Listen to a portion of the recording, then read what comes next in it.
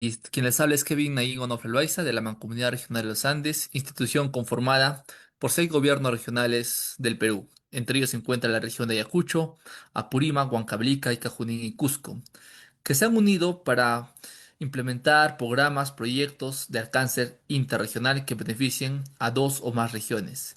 En este sentido, tenemos la grata compañía del doctor Roberto Acenelli, Con quien toda la máquina de votó de la quien ha hecho posible este espacio para nosotros que poder interactuar y tiene aprender. Adelante, doctor Roberto, le damos el pase.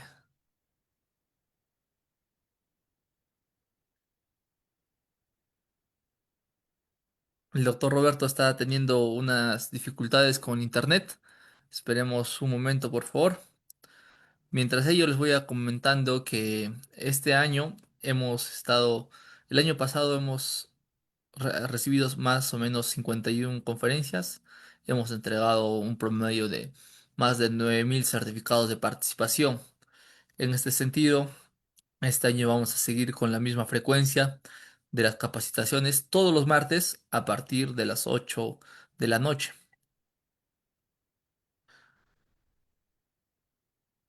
Esperemos un momento al doctor Roberto y hasta ahí les voy explicando un poco de la Mancomunidad Regional de los Andes, una institución conformada por 6 gobiernos regionales que hemos venido realizando diferentes actividades en el transcurso del año pasado.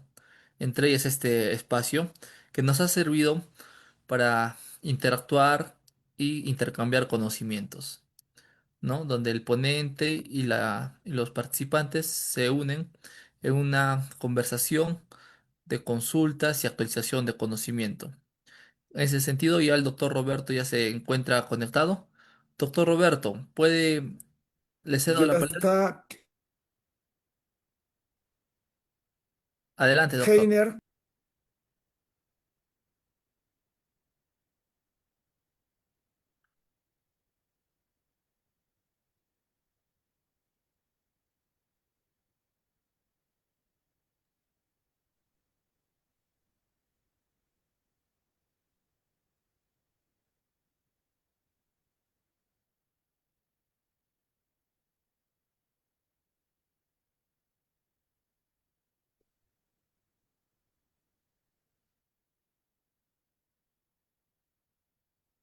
Le gusta el sistema. Ya, doctor, por acá, pues nomás, por favor, le escuchan, doctor. Adelante. ¿Escuchas? Doctor Heiner, ¿le escucha el doctor Roberto? Sí se le escucha, sí se le escucha, doctor. Sí, adelante, doctor, Ya, presente. sí. Se lo voy a presentar entonces al doctor Heiner.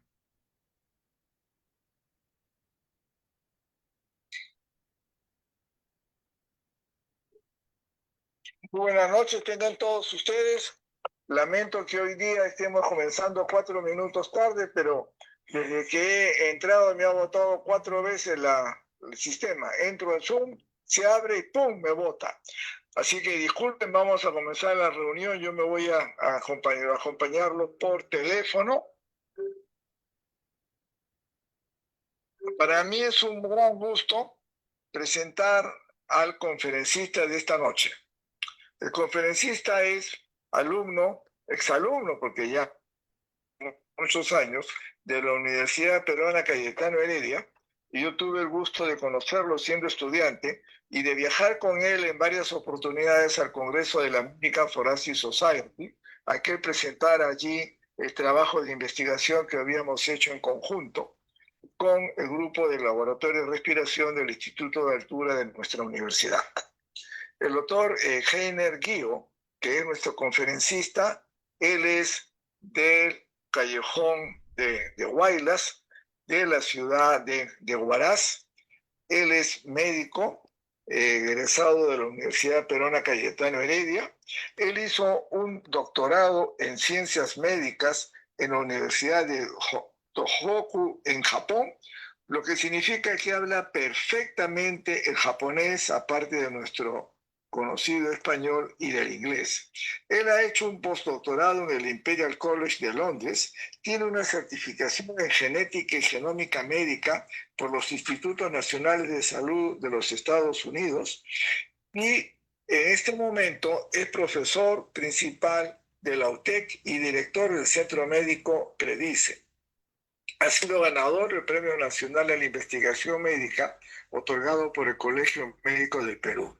Para mí es un gran honor poder presentar a Heiner, que de todos los muchachos que han ido conmigo a presentar trabajos a la reunión que hace anualmente la Sociedad Americana de Enfermedades Respiratorias, el único que ha regresado a trabajar y hacer investigación es el doctor Guido, por lo cual para mí es un verdadero honor tenerlo con nosotros esta noche y poderlo presentar. El tema que él va a tratar se titula Determinantes genéticos ambientales y del patógeno en la tuberculosis en el Perú. Adelante con su conferencia, doctor Guío, y disculpe los problemas que estoy teniendo para esta noche. Eh, Pues doctor, para mí es siempre un honor aceptar su invitación para poder compartir algunos de los logros que se ha obtenido en los proyectos de investigación aquí en Perú. Y un poco también contar de la experiencia de lo que se ha venido ganando en la investigación y en la parte clínica frente a esta enfermedad. Bueno, sin más preámbulos, voy a hacer la presentación.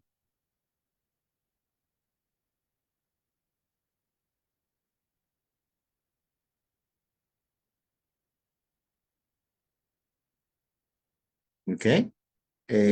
Bueno, esta es una última presentación que hice hace una semana o 10 días a algunos alumnos extranjeros, así que está bastante actualizada sobre lo que quiero tocar hoy día sobre la tuberculosis y los diferentes factores determinantes. La tuberculosis es conocida como una de las tres enfermedades prioritarias de atención a nivel global, a nivel epidemiológico. La segunda es la malaria y el tercero es el VIH. ¿Por qué? En qué nos basamos para decir que la tuberculosis es una de las más grandes enfermedades de atención epidemiológica? En el número de días perdidos por estas enfermedades. ¿Cuántos se pierde, cuántos días pierde el ser humano si es que tiene esta infección? En general se ha tomado a la tuberculosis como 65 millones de días perdidos, en la malaria Sí, 54 millones y en VIH 52 millones. No sé si están viendo este segundo slide. ¿Sí? Ok. Pasamos a un tercer slide. Me comentan, por favor, a veces por problemas La técnicos no patogenia. pasa. Sí, están viendo ahorita lo que es patogenia, ¿correcto? Sí, exacto. Ok, gracias. Cuando hablamos de patogenia y enfocamos en factores determinantes, tenemos que ver tres puntos. Uno que son los factores ambientales, los factores del hospedero y los factores del patógeno. Cuando hablamos de los factores ambientales para tuberculosis, tenemos que poner atención en las condiciones en las cuales se atiende la enfermedad. Eh, en Perú, el nivel de atención a esta infección varía del nivel de complejidad hospitalaria. Sin embargo, es muy desproporcionado. En lugares donde hay eh, eh, mucha incidencia de tuberculosis, no se tiene todavía los métodos más recientes, moleculares, inmunológicos, para estudiar tantas entidades, la tuberculosis activa como tuberculosis latente. Estos conceptos lo veremos después. Segundo, no tiene una cobertura de seguro. No hay mucha educación en lo que es tuberculosis, siendo una infección muy importante a nivel global y a nivel nacional. No hay mucha educación en cómo es el medio de transmisión. Sí hay programas sociales en el área de tuberculosis, sin embargo necesitamos más apoyo. En la parte del diagnóstico hemos progresado muchísimo en estos últimos 20, 25 años cuando empecé a estudiar con el doctor Achinelli esta infección. A lo más podríamos llegar a cultivo. Ahora ya hay métodos moleculares, hay métodos inmunológicos, pero todavía la cobertura no es tan amplia. El tratamiento, sí, tenemos de acuerdo a la sensibilidad y que se pueda obtener, no solamente para el paciente que tiene la infección, el enfermo con tuberculosis, sino también a, a los cercanos que se han infectado y tienen una tuberculosis latente, y la profilaxis también debería variar de acuerdo al micobacterio. Con respecto ya al hospedero, tenemos que poner atención a dos variables. Una es la susceptibilidad genética y otra es las comorbilidades. Generalmente esto ya ha sido muy estudiado, cuál es la susceptibilidad en pacientes con diabetes, en pacientes con VIH, en pacientes que tienen artritis reumatoide. Se entiende que infectarse con tuberculosis va a ser más severo, vamos a tener que tener mayor atención. Sin embargo, en lo que es susceptibilidad genética, ya en algunos países, además de los exámenes microbiológicos, las consideraciones clínicas, ya se está indicando el investigar las variaciones genéticas que se tiene en los pacientes que tienen tuberculosis, como lo vamos a ver más adelante, y qué variantes son. Y con respecto al patógeno, yo creo que aquí sí hemos avanzado bastante en Perú, hemos identificado los diferentes genotipos que existen en Perú, y como también el nivel de resistencia de cada genotipo y en cada área de Perú. Entonces, en resumen, tenemos que poner atención a la parte eh, de soporte de salud en un país, el hospedero y a nivel del patógeno.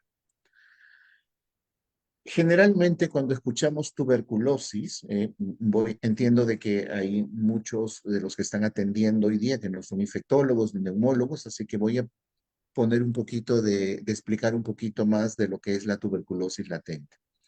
La mayoría, cuando les dicen que hablamos de tuberculosis, piensan en tuberculosis activa.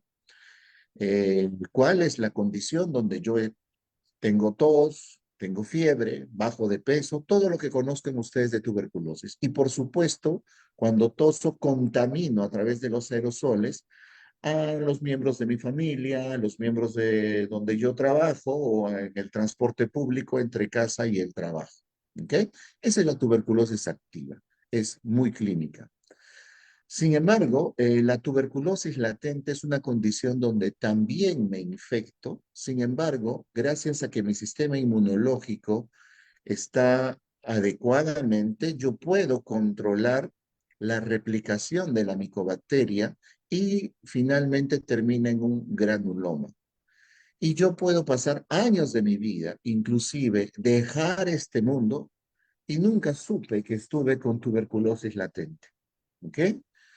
En poblaciones muy longevas como es Japón, donde tenemos individuos que viven hasta los 80, 90 años, y es entendible que por su tercera edad el sistema inmunológico también disminuye, ellos pasan de tuberculosis latente a tuberculosis activa, lo cual se llama una reactivación. Y ellos no se infectaron en los últimos días, en los últimos años, se infectaron después de la Segunda Guerra Mundial, donde los índices de tuberculosis en Japón eran tan altos como lo es ahora de Perú, y permanecieron por casi 60 años con tuberculosis latente, y debido a que su sistema inmune disminuye, entonces aumenta se reactiva. ¿Ok? Entonces, si la respuesta inmunológica disminuye, entonces la replicación de la micobacteria aumenta y esto se torna en tuberculosis activa. La complejidad en el diagnóstico también aumenta si queremos identificar tuberculosis latente. Identificar una tuberculosis activa gracias a la presencia del Mycobacterium que se expele durante la tos, que puede ser con un BK que varía de acuerdo al microscopista entre 40 a 60%, un cultivo que puede llegar hasta el 85%, y métodos moleculares que pueden llegar hasta el 90-92% de detección. ¿Ok? Por la presencia de la micobacteria. Sin embargo, en tuberculosis latente no hay una eh, eliminación de la micobacteria. Por lo tanto, lo que tenemos que estudiar es la inmunología, la respuesta inmunológica que tiene el organismo frente a la infección, ¿no? Con diferentes marcadores. El más estudiado es el interferón gamma, pero últimamente ya se están estudiando otras proteínas y de las cuales hablaré después. Ahora, las condiciones en que se encuentra el Mycobacterium tuberculosis en condiciones de actividad en la caverna o en la lesión pulmonar, recordemos que la tuberculosis, cuando hablo de tuberculosis activa me refiero, el 80% es en el pulmón, pero 20% pudiera estar localizado en otros lugares del cuerpo humano. La tuberculosis activa en ese microambiente tiene una gran oxigenación, un gran aporte de nutrientes, por lo tanto, una gran proliferación. Pero la micobacteria cuando entra a una condición de latencia tiene bajo aporte de oxígeno, bajo aporte de nutrientes, un pH bajo, por lo tanto la proliferación también disminuye. Sin embargo, no es que esté en condiciones latente el micobacterio, no es que esté dormidito el micobacterio. Es una condición donde está dormido y se reactiva. Está dormido y vuelve a dormirse y se reactiva. Entonces sigue un círculo ondulante donde tiene periodos de reactivación y de latencia. Ese periodo se llama quiescencia. Entonces, probablemente ya en muchos artículos y en muchas literaturas se utiliza tuberculosis quiescente. ¿Y qué es la tuberculosis quiescente? Cuando la escuchen ustedes, es más que una tuberculosis, un estadio de la tuberculosis donde la micobacteria se reactiva y va a condiciones de latencia, se reactiva y condiciones de latencia. Todo eso se llama quiescencia. Es por eso que cuando se da más tiempo de profilaxis, la posibilidad de reactivación es menor porque se toma más picos de reactivación, donde hay un periodo replicativo. Otro punto que quiero que se lleven esta noche es que cuando la micobacteria está en condiciones de actividad, expresa diferentes proteínas de superficie, o sea, su genética se expresa bajo estas condiciones de una buena oxigenación. Pero cuando esa oxigenación disminuye, su expresión genética también es diferente, por lo tanto, expresa diferentes proteínas. Esto lo comento porque cuando se hace estudios inmunológicos, se está estudiando proteínas de la fase de tuberculosis activa y proteínas de la fase de la tuberculosis latente para conseguir nuevos métodos de diagnóstico que puedan diferenciar ambas entidades. Eso como introducción. Vayamos al hospedero. Todos los que ven aquí somos peruanos, pero tenemos diferentes fenotipos y ancestrías genéticas. Un poco para hacer el resumen de lo que encontramos en un último proyecto que tuve también la suerte y honor de liderar este proyecto del Peruvian Genome Project, donde en este último análisis hecho por el doctor Manuel Corpas del Westminster de Londres, eh, nosotros tomamos cerca de 1.200 individuos de 30 poblaciones de Perú, de diferentes poblaciones. 17 poblaciones eran indígenas y 13 poblaciones eran mestizas. ¿Qué significa ser indígena en Perú? ¿Qué significa ser nativo? Es cuando el que me va a dar la muestra ha nacido en ese lugar. El papá y la mamá también y los abuelos también. Eso me garantiza que sea un nativo. Mestizo puede ser cualquiera de nosotros que vive en una ciudad y nuestros padres vienen de diferente población.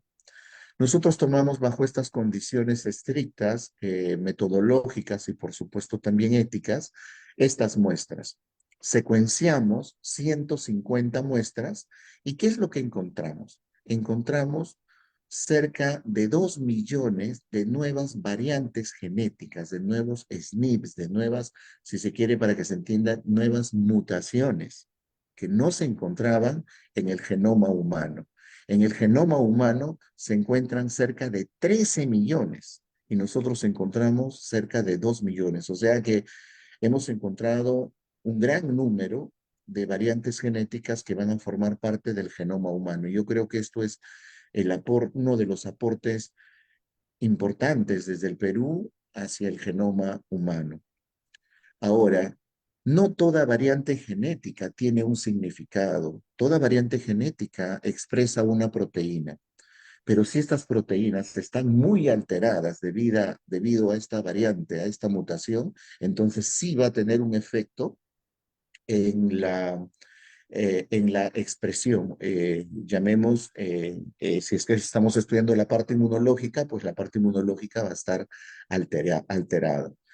De todas estas, el 94% de estas variantes no están en el ClinVar, que es una base de datos donde están todas las variantes genéticas del ser humano. Si uno quiere estudiar si soy susceptible a tener diabetes, si soy susceptible a tener hipertensión, si soy susceptible a tener un cáncer de mama, uno tiene que extraer su ADN, secuenciarlo y entrar a esta base de datos donde están las bases, donde están las variaciones genéticas de los que van a tener cáncer de mama o los que no van a tener cáncer de mama. Las variantes que hemos encontrado no están presentes en esta base de datos porque las hemos evidenciado por primera vez. Entonces, lo que sí hemos hecho es ver a qué enfermedad estarían relacionadas lo que hemos encontrado y se los voy a mostrar en los siguientes slides, ¿ok? Entonces, para esta presentación, un poco que tomé cuáles son los genes que estarían alterados debido a estas mutaciones. Si son genes relacionados al HLA, DQV1 y V2NL. Estos están muy frecuentes en dos poblaciones en Perú, la de los Uros y de los Matsés. Para los que no son de Perú, los Uros están ubicados en el norte del Perú, cerca al lago Titicaca, en Puno, y los Matsés están en la frontera con Brasil y Perú. Son comunidades nativas. Probablemente estas comunidades están viviendo ahí desde que llegaron sus ancestros. Entonces, es una buena comunidad para estudiar no solamente lo que es evolución humana, sino también migración desde que salimos de África, ya que no se han movido, después de que llegaron a estos lugares, no han migrado a otros. Entonces ahí se puede encontrar estos fenómenos de evolución y migración. Es por ello que hemos encontrado muchas variantes genéticas, sobre todo en ellos. Y estas variantes genéticas definitivamente obedecen a la adaptación y a la evolución a estos ambientes. Esta publicación ha sido ya aceptada en el Nature Health, próximamente a ser publicada. Otra evidencia de por qué debemos poner atención al hospedero cuando estudiamos tuberculosis, pero también otras enfermedades, es de que aquí en Perú, los mestizos tenemos 60% de componente nativo, lo cual significa que nosotros tenemos 60% de componente de poblaciones nativas, de las que están en estos lugares que son inaccesibles, pero ellos de alguna forma han migrado y tenemos ese componente. O sea, nuestro componente europeo, asiático, africano, solamente representaría un 40%. Y aquí podemos ver en el anterior, por ejemplo, en los habitantes de Lima, cuál es su componente nativo. ¿Ok? Ahora, si vemos la población nativa en Perú, vamos a ver que ellos tienen un componente ancestral muy grande de nativos, 90%. Por ejemplo, si vamos a ver la población de los aymaras o de los queros, ellos tienen una, eh, un componente propio, nativo, muy alto, casi de 50%, 60%. Y eso llama muchísimo la atención para la susceptibilidad de enfermedades que hemos podido encontrar primero con abordajes epidemiológicos, identificando cuáles son las enfermedades que tienen mayor reporte en estas áreas y después estudiando la parte genética. Con el doctor Pedro Flores Villanueva del Methodist Hospital estudiamos pacientes con tuberculosis y estudiamos el MCP1, esta variante genética, en pacientes con tuberculosis y los seguimos durante el periodo de tratamiento. Y encontramos que los pacientes que tienen esta variación genética, esta mutación, la enfermedad es 13 veces más severas que en los pacientes que tienen tuberculosis, pero no tienen esta mutación. Es 6.5 veces de tener lesiones pulmonares en tuberculosis y el riesgo de tener una respuesta tardía en drogas con primera línea es 3.8 veces, lo cual significa que nuestros pacientes con tuberculosis en Perú, además de tener un BK, un cultivo o una prueba molecular, podríamos ya tener acceso a hacerles estas pruebas genéticas para ponerles la atención suficiente, porque si encontramos que tienen esta mutación, entonces el riesgo de que puedan demorar en el tratamiento, puedan tener mayores lesiones o que la enfermedad sea más severa es muy alto. Entonces deberíamos ponerle mayor atención a estos pacientes. Estos exámenes ya se hacen en otros países como Japón, pero aquí en Perú queríamos un poco identificar el riesgo de estas variaciones genéticas. Lo otro es, ¿cómo es el reporte de tuberculosis en nuestra población indígena, en nuestra población nativa? Y estos son los reportes. Como ustedes pueden ver, en Tacna hay 146 y en Puno hay 533. Nos llamó muchísimo la atención.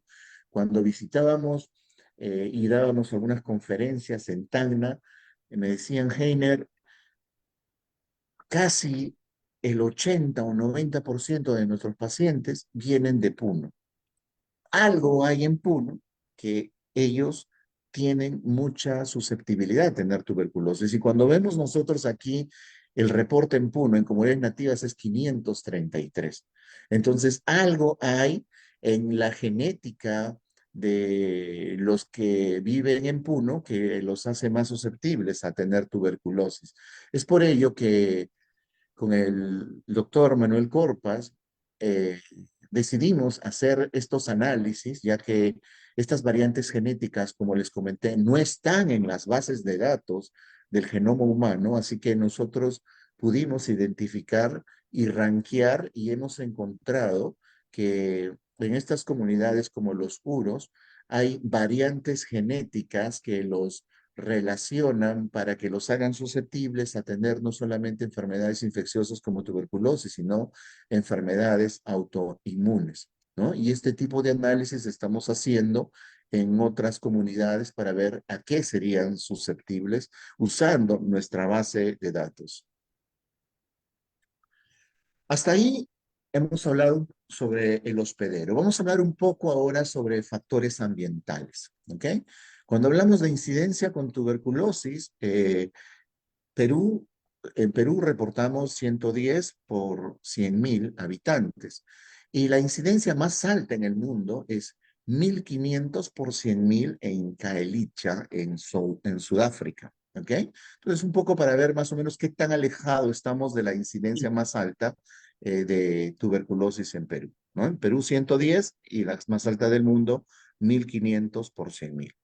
La pregunta es, si la incidencia de tuberculosis de un país, en el caso de Perú, que es 110, refleja lo que está pasando en algunos lugares donde la incidencia es mucho mayor.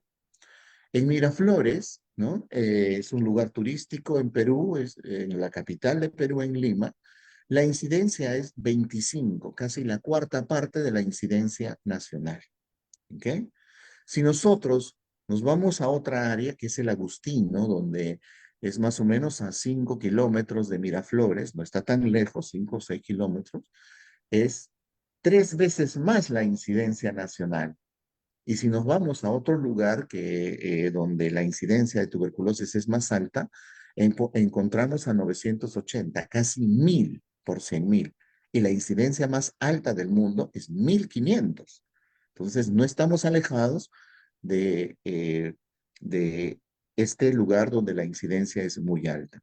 Ahora, y esto desde la incidencia más baja, que es en Miraflores, a este lugar que es 8 kilómetros, la incidencia es muy alta. Ahora la pregunta es, ¿todos los que trabajan en Miraflores viven en Miraflores? La pregunta es no. Muchos vienen de estos lugares. Entonces hay que poner atención cuando estudiamos a un paciente en estas áreas, hacer la evaluación de dónde vive este entorno cercano, ¿no?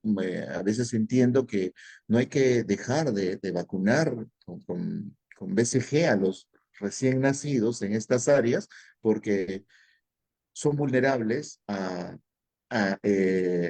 contaminarse con otros individuos que viven de áreas cercanas donde la incidencia de tuberculosis es muy alta.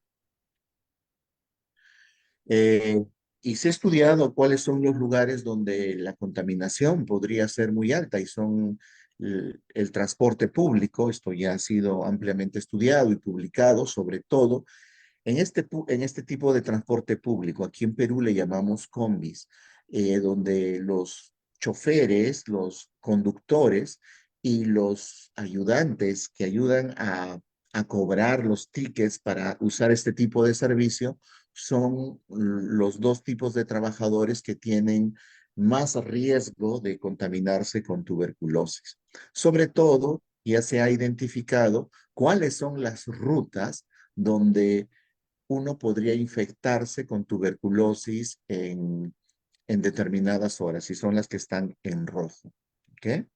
¿Y por qué? Porque en esas rutas no solamente hay un alto pico de población que usa estos servicios y no hay muy buena ventilación.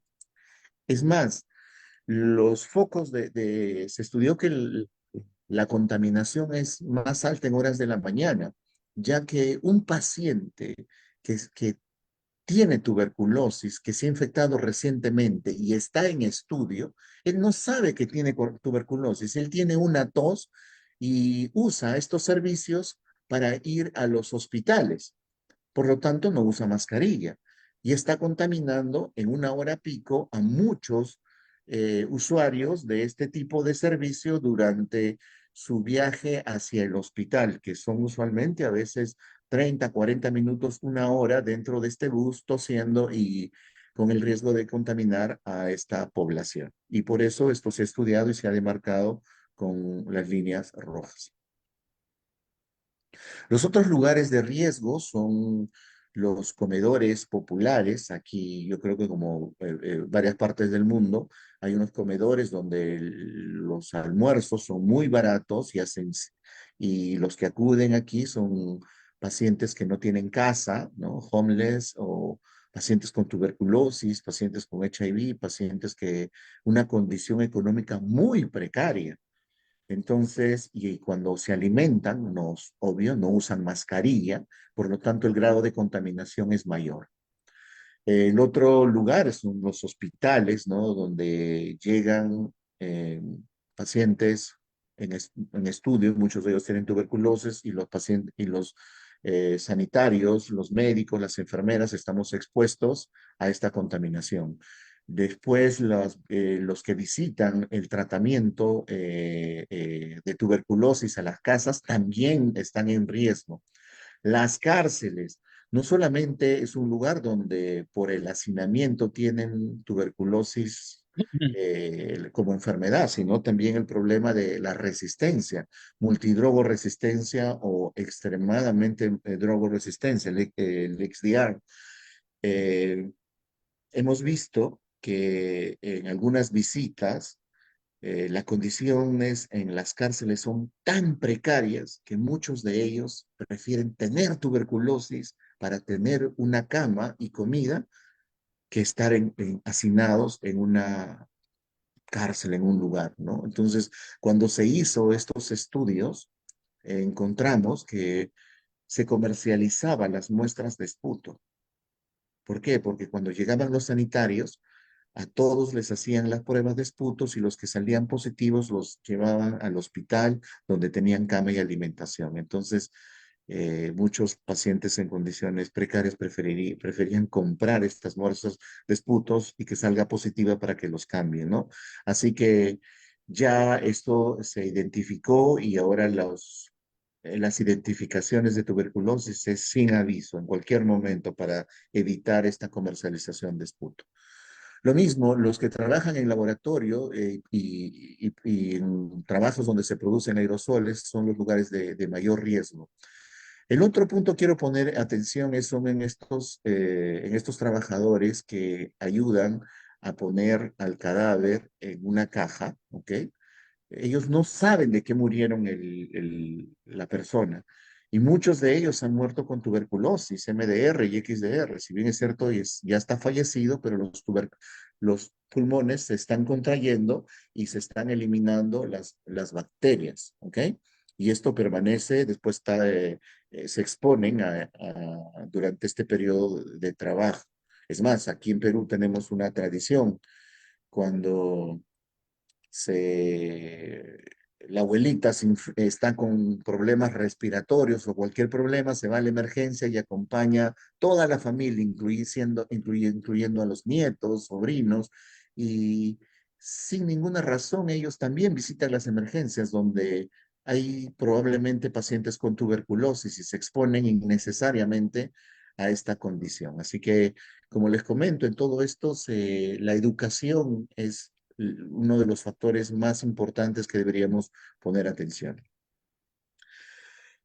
La otra pregunta que quisimos resolver con nuestros estudios de investigación con Lili de la Universidad de Cornell es ¿cuánto demora el diagnóstico de tuberculosis en un paciente que inicia su sintomatología?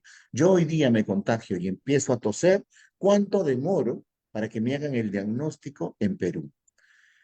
Y bueno, eh, durante este periodo de contaminación que estoy tosiendo, estoy en casa, visito farmacias, visito postas de salud y si es que tengo un poco más de dinero y tengo un seguro, visito clínicas privadas y se encontró que eran 56 días. 56 días es el promedio que demora un paciente con tuberculosis en Perú desde los primeros síntomas hasta el diagnóstico. Y los factores de riesgo son tener bajos recursos, el adulto mayor, mujeres, desempleados, que tienen mayor visitas a los centros de salud y aunque no lo crean, visitar hospitales privados. Nuestros hospitales públicos tienen más claro el proceso de diagnóstico para llegar más rápido a la tuberculosis que en hospitales privados. Con respecto ya a los estudios de tuberculosis de latente, se estudió, como les había comentado, proteínas que eran expresadas en condiciones de hipoxia por el Mycobacterium tuberculosis y se estudió otros marcadores como el interferón gamma y cerca de otros 40 citoquinas. Y las comparamos cuáles podrían ser mejores entre tuberculosis latente y tuberculosis activa y encontramos que la interleuquina 1RA para nuestra población era la que más daba diferencia entre tuberculosis activa y latente.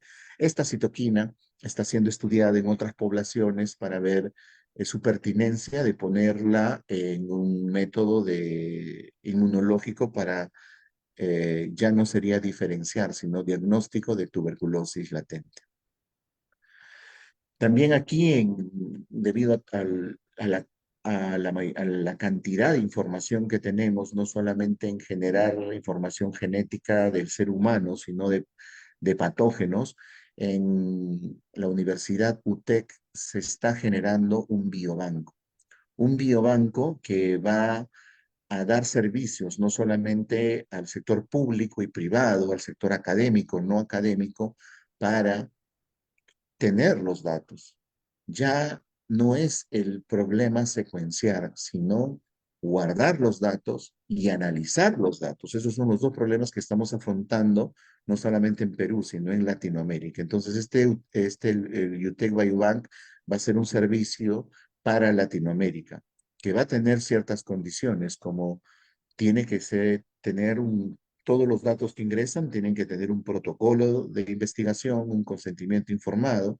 Todos los datos que ingresan aquí van a ser anónimos, de genomas, exomas, datos sociodemográficos, datos de las historias clínicas. Y alguien que quiera solicitar estos datos tiene que tener una responsabilidad legal. O sea, un alumno que quiere hacer una tesis a nivel de pregrado o de maestría, a veces ellos terminan y se van a otros lugares y hay un riesgo de que se puedan llevar las datas y difundirlas.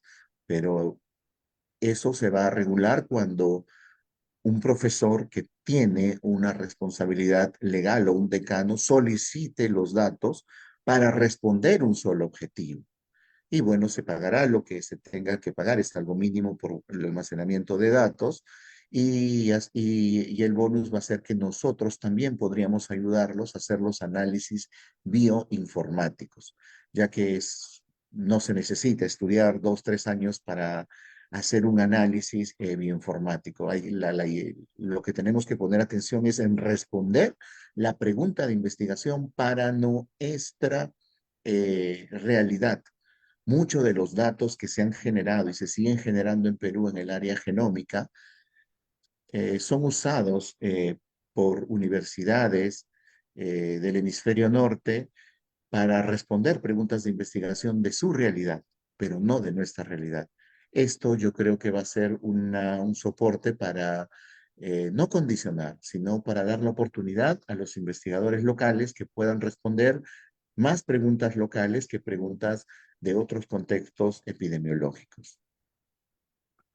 Con respecto al patógeno, como ustedes saben, no solamente nos enfrentamos a un solo tipo de Mycobacterium tuberculosis, sino diferentes tipos de linaje. Eh, Hicimos un estudio, Omar Cáceres, en el Instituto Nacional de Salud, donde se identificó qué tipo de patógeno era por distrito en Perú y se encontró diferentes tipos de cepa, Beijing, LAM, dependiendo de la zona. Entonces, cuando nosotros estudiemos la Mycobacterium tuberculosis y resistencia y investiguemos, no solamente tenemos que poner atención que sea Mycobacterium tuberculosis, sino qué tipo de Mycobacterium tuberculosis y qué patrones de resistencia tiene para completar la información. En el Instituto Nacional de Salud, antes de hacer el proyecto Genoma Humano, decidimos secuenciar una cepa sensible, MDR y XDR. Fue la primera vez que hicimos el secuenciamiento de estas tres cepas 100% en Perú, analizadas en Perú y publicadas en Perú.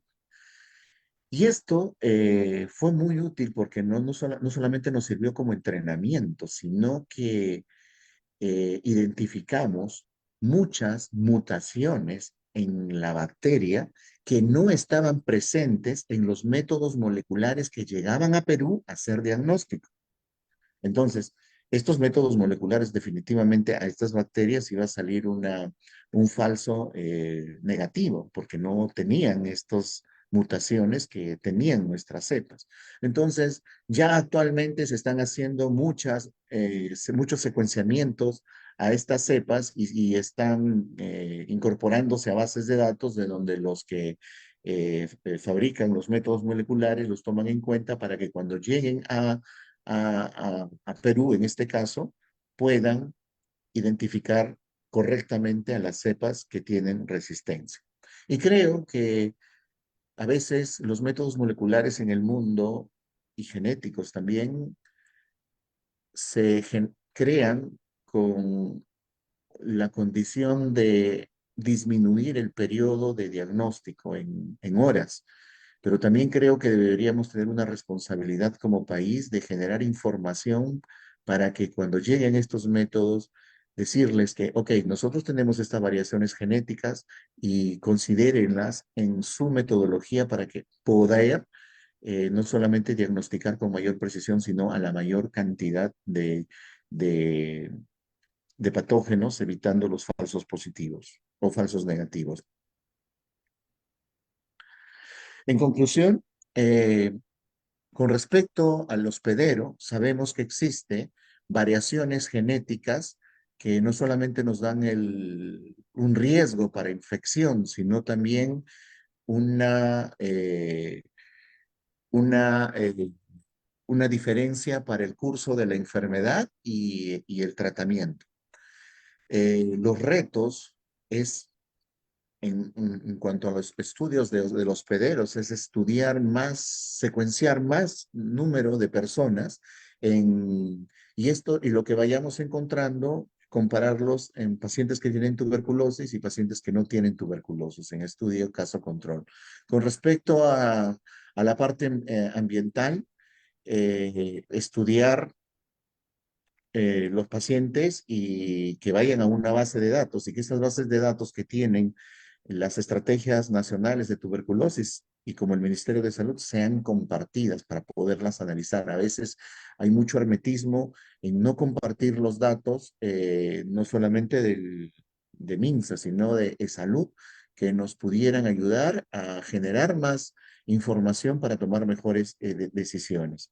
Definitivamente el transporte público representa una, un factor de riesgo para la transmisión de tuberculosis. El reto, como se los he planteado desde el inicio, es que haya mayor educación. Necesitamos mayores spots de llegar a las poblaciones de cómo es el mecanismo de transmisión de tuberculosis. Y con respecto al patógeno, pues seguir secuenciando de diferentes áreas y ponerlas en base de datos accesibles a los que generan métodos moleculares. Hay empresas también que están generando métodos moleculares a nivel de Perú y que puedan considerar las variaciones genéticas y mutaciones de nuestras cepas locales. Y no solamente es estudiar en tuberculosis el linaje del patógeno, sino también la genética del hospedero. Los datos y los proyectos que he podido compartir en esta hora es gracias a todas estas instituciones que me han permitido eh, estar en sus instituciones, ya sea como doctorado, postdoctorando, y darme la oportunidad de un poco conocer más de lo que es la tuberculosis. Muchísimas gracias.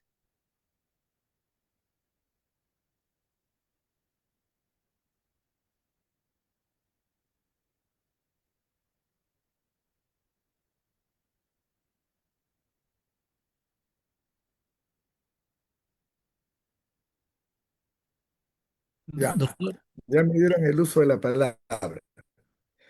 Eh, Me ha encantado tu conferencia, mi querido Heiner, que es la conferencia de un académico, que me agrada muchísimo a nivel que has llegado. Pero quiero que hagan las preguntas, todo lo que quieran, y después yo quiero hacer algunos comentarios sobre algunas. Como ustedes saben, yo me he pasado toda mi vida viendo pacientes con tuberculosis. Ahora que estoy jubilado, prácticamente no veo, pero lo que sí les puedo hablar es de los trabajos que hemos hecho. Justo esta semana hemos estado revisando los trabajos que tenemos y por lo menos tenemos 50 trabajos que son sumamente interesantes y que contribuyen a entender lo que el doctor Heiner hoy día ha presentado y cuál es la mejor forma de poder enfocar todo esto para poder resolver el problema de la tuberculosis. Por favor, si pueden levantar la mano para hacer sus preguntas, yo estoy seguro que todos quieren hacerle preguntas al doctor.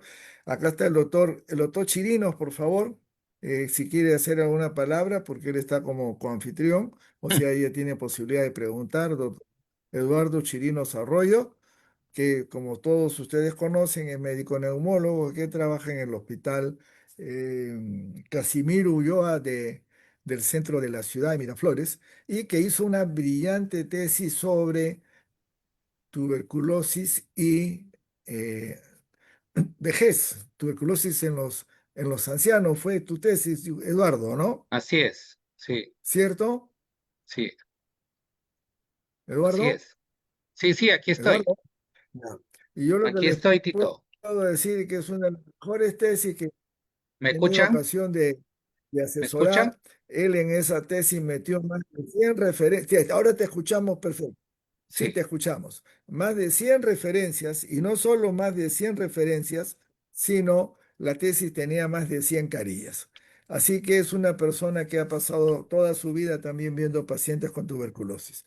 Así que, mi querido Eduardo, adelante con tus preguntas a esta conferencia que ha sido una puesta al día muy bien elaborada y que habla del maravilloso trabajo que viene haciendo el doctor Heiner Guío desde que se fue y regresó al Perú. Por favor, Eduardo. Einer, buenas noches. Un gusto verte después Eduardo, de mucho tiempo. Eduardo, qué Mira, gusto. el tema es realmente amplio. Sé que el tiempo es muy corto porque hablar de todas las determinantes sociales, genéticas, ambientales en una sola exposición sé que es difícil. Tu campo realmente más ha sido hacia el campo genético y cuando uno lo trata de asociar a determinantes sociales, pobreza, hacinamiento, etcétera, etcétera, la, la falta de asistencia del Estado es realmente complicado porque uno ya realmente necesita trabajar otros factores como economía de la salud, los campos de sociología, epidemiología clínica y eso, bueno, eso todo lo conocemos. Yo tengo una primera pregunta. Tus datos sobre la genética de la población altoandina, que me pareció interesante, son valiosos, pero a mí me preocupa, como bien lo han mencionado, que omitir la variable del tiempo de exposición y la ausencia de detección oportuna puede inducir a un error. Sabemos que desde la fisiopatología respiratoria, la progresión a formas graves es dependiente de la carga basilar y del daño tisular acumulado.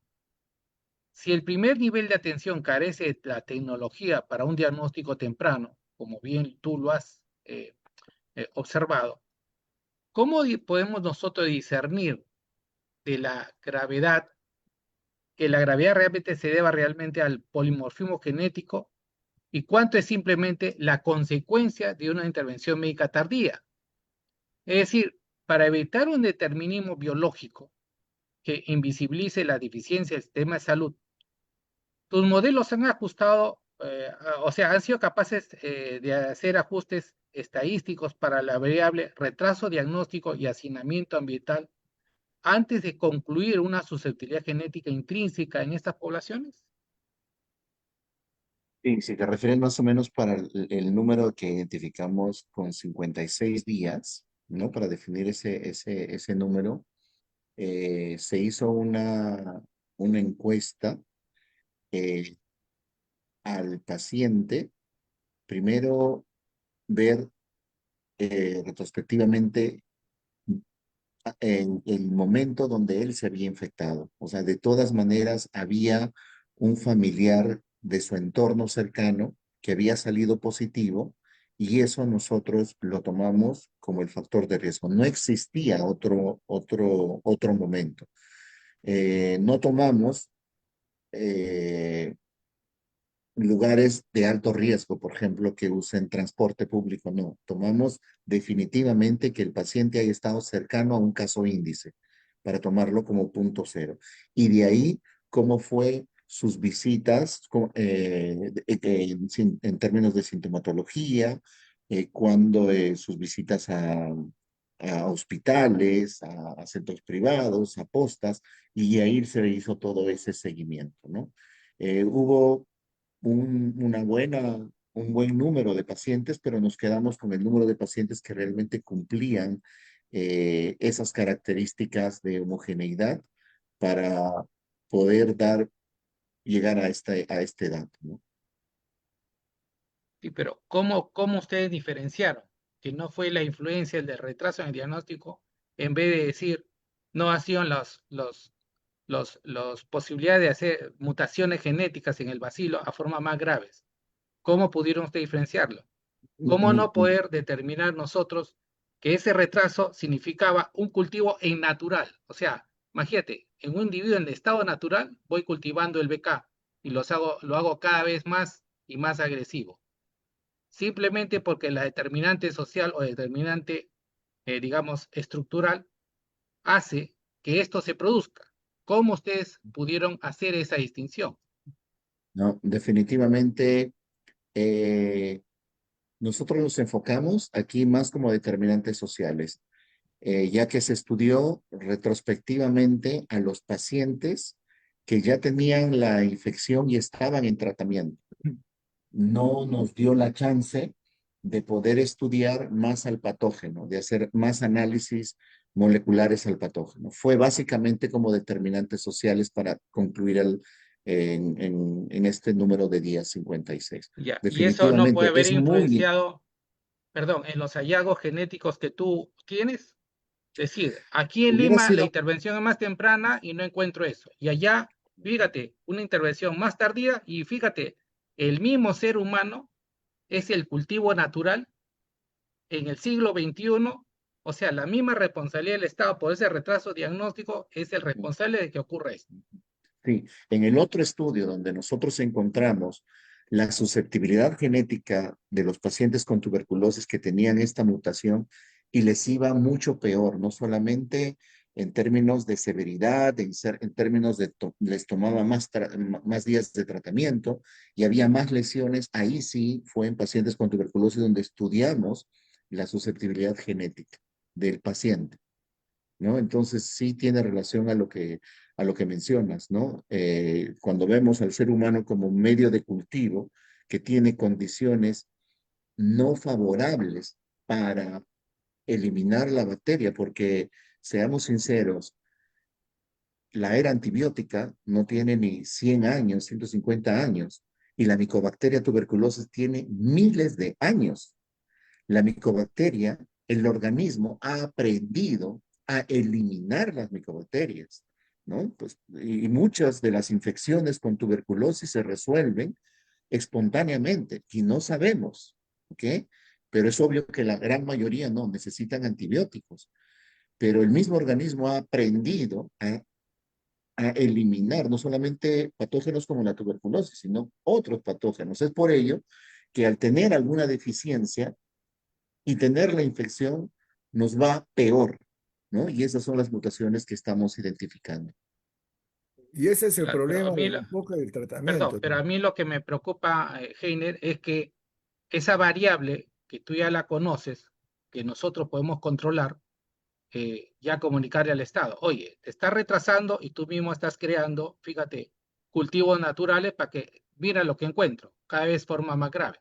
Te comento esto, porque me llama la atención que en los últimos 2 años, fíjate, yo trabajo en un hospital de emergencias que es chiquito, apenas tiene 80 camas, y estoy viendo formas graves que ya no veía hace 30 años, formas graves de tuberculosis.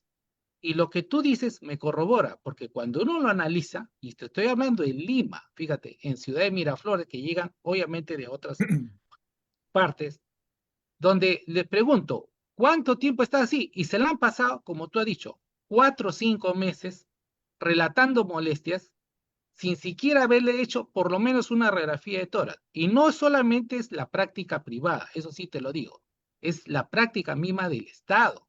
Vienen de centro de salud.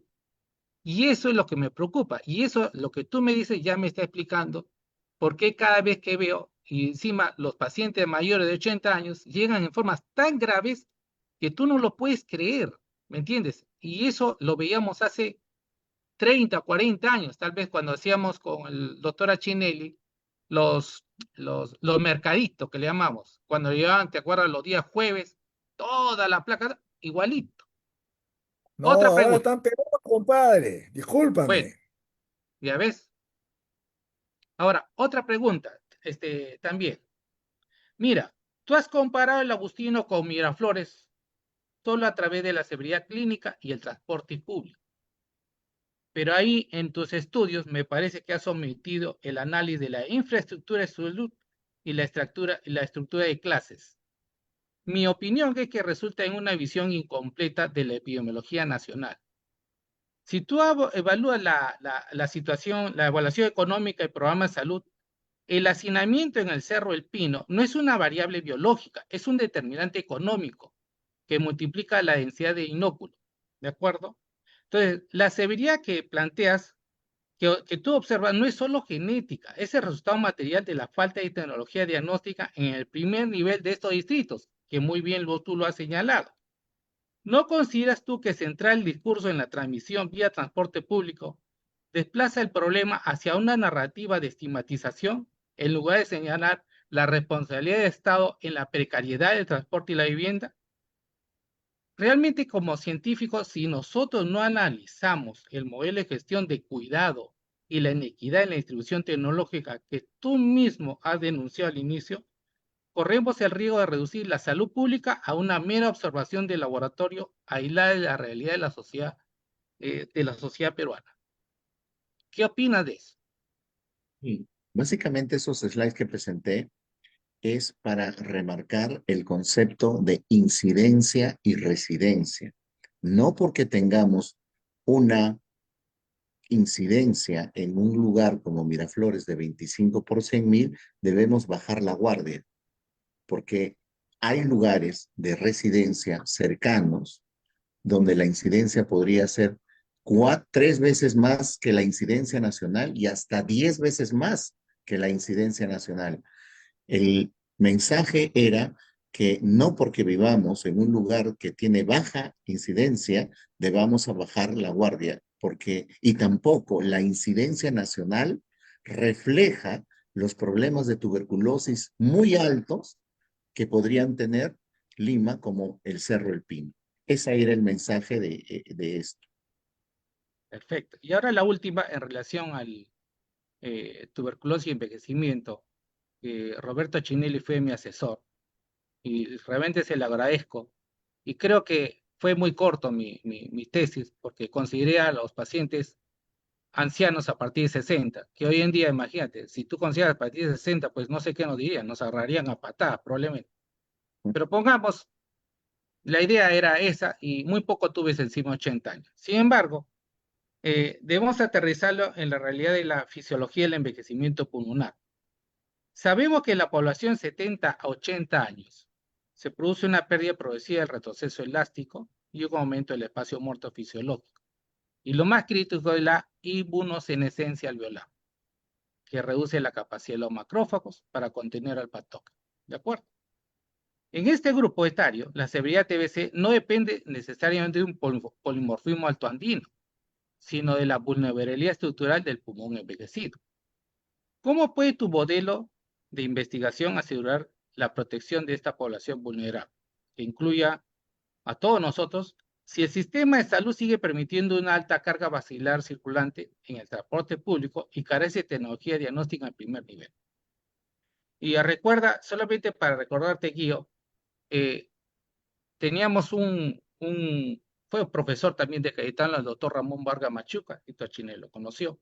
Hay una buena descripción de él, tuberculosis de Perú en el mundo, que está en la revista Diagnóstico en los años 80, y que más o menos, fíjate, con la tecnología y todo el conocimiento de aquel entonces, habla un poco de los determinantes sociales.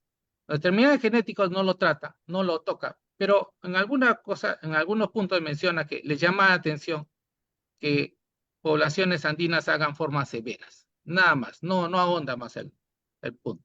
¿Qué opinas tú? ¿Qué hablas tú sobre ahora sobre nuestra población que está envejeciendo cada vez más? Y fíjate, la RENIEC dice que más o menos actualmente en el Perú hay alrededor de, no me recuerdo bien el dato, de 1.500 o 1.800 personas encima de los 100 años actualmente. Sí, mira, nosotros aquí en el Centro Médico Predice, donde estoy trabajando, estamos poniendo mucha atención a esa población y preparando a una población para la longevidad, ¿no? Eh, Con respecto a tu pregunta, mira, es obvio que durante el envejecimiento va a haber menos oxigenación, va a haber mayor condiciones, no solamente para la infección con tuberculosis, ¿no? Por la migración del macrófago. Nosotros hemos encontrado, eso sí, ya en un estudio de investigación en altura, donde hemos estudiado a individuos de altura, a 3.500 metros y en comparación con individuos de nivel del mar, ambos grupos con un alto componente nativo, hemos encontrado que hay variantes genéticas inmunológicas que los podría hacer que ellos reaccionen menos favorablemente a una infección. ¿Ok? Probablemente alguna de estas variables genéticas regulen y disminuyan la migración del macrófago a una infección. Y esta podría ser unas razones. Esto lo hemos hecho con el Instituto Pasteur y con otras instituciones de afuera. Los resultados están publicándose en estos 2 o 3 meses. Ha sido muy complicado hacer los análisis porque no solamente hemos hecho genómica, hemos hecho transcriptómica, o sea, hemos visto cómo es la expresión de los microRNAs desde que se expresa el ADN y también genómica, ¿no? Hemos secuenciado todo el ADN de estos individuos. Yo creo que es la primera evidencia donde los factores de hipoxia pudieran afectar la inmunología del nativo andino, ¿no? Que está en proceso de publicación. Y bueno, siendo una relación de estos factores hipóxicos en longevidad en pacientes donde tienen ya un pulmón con menos perfusión, eh, podría ser una de las razones. No he estudiado, no conozco mucho de estudios en tuberculosis en población longeva, pero podría ser una interesante hipótesis para estudiarla con esto lo que estamos encontrando. Gracias, Heiner, siempre agradecido. Muchas No, gracias. un gusto de No sé verte si, y conversar. Eh, no sé si Eduardo y Heiner me permiten hacer algunos comentarios sobre la sí, sí, brillante claro. presentación de ambos, porque lo que los dos dicen es cierto, pero lo que uno tiene que redondear es en lo que pasa cuando se trabaja bien. Yo tuve la gran suerte de haber caído parado en el Hospital Nacional Cayetano Heredia y en la Universidad Cayetano Heredia, donde lo que predominaba era la ciencia, el conocimiento, la excelencia. Y esto no para el lucro personal, sino para el servicio. Entonces yo llegué a esta universidad y este hospital y realmente que esto, ¿en qué se manifestó? En el programa de control de tuberculosis de Cayetano que arrancó el año 1972. Quiero mencionar esto porque hoy día la mayoría de ustedes no conocen cómo fue la historia. La historia fue que vino al Perú al comienzo de los 70 un doctor, el doctor Guilherme Teixeira, de una de las principales universidades de Brasil. Y este señor vino acá enviado por la OPS o OMS para ver si se organizaba un programa de control de tuberculosis. El hombre fue primero a los grandes establecimientos de tuberculosis, el hospital para niños, el hospital para adultos, estamos hablando del hospital, por tanto, de Bravo Chico y del hospital que ahora queda en la carretera hacia Canta, el hospital Sergio Bernales, que era el hospital de tuberculosis para los niños.